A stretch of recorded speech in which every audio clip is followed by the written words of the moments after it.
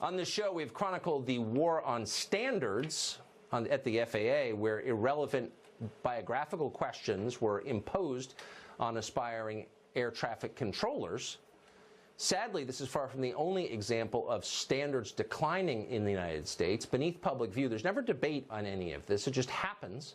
It's happening, in fact, in scientific fields. You wouldn't think it would, but it is. And in the pages of City Journal, Heather McDonald has chronicled it in detail, how schools and other institutions are cutting requirements in an effort to be more diverse, whatever that means. Heather McDonald also wrote the upcoming book, The Diversity Delusion, and she joins us tonight. Heather, thank you for coming on. So we were really stunned to find that the FAA was intentionally trying to hire unqualified air traffic controllers because it's insane and dangerous. But you wouldn't think that that same impulse would find its way into the hard sciences, into medicine, for example, or research science. But you say that it is.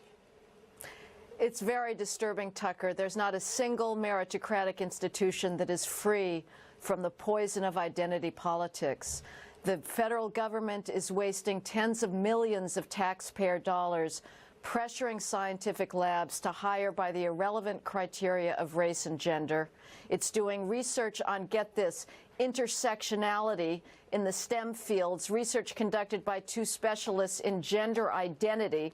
This is not what Congress had in mind when they created the National Science Foundation in 1950 to sponsor serious scientific research. We're putting our scientific competitiveness at great risk by introducing the total irrelevancy of race and gender diversity into scientific accomplishment.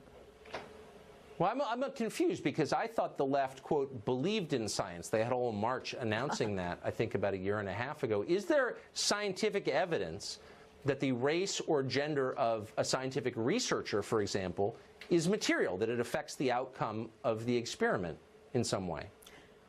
Well, the left hates science when it's proving facts that they don't like, and it hates objectivity. But no, there is absolutely no scientific evidence. We have had 200 grantees of the National Science Foundation that have won Nobel Prizes, things like discovering dark matter, discovering how viruses work. And this was with utter indifference, true color blindness, true meritocracy. And there's, of course, a conceit on the left that diversity matters in scientific thinking. No, it doesn't. If a lab is all female, great. If a lab is all Asian, great. If a lab is all black, great.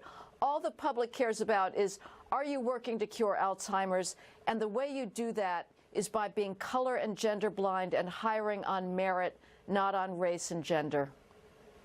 It's terrifying. They've infected science with politics, obviously. I hope you will come back in future days with details on all this, Heather. Heather McDonald, great to see you. Thank you.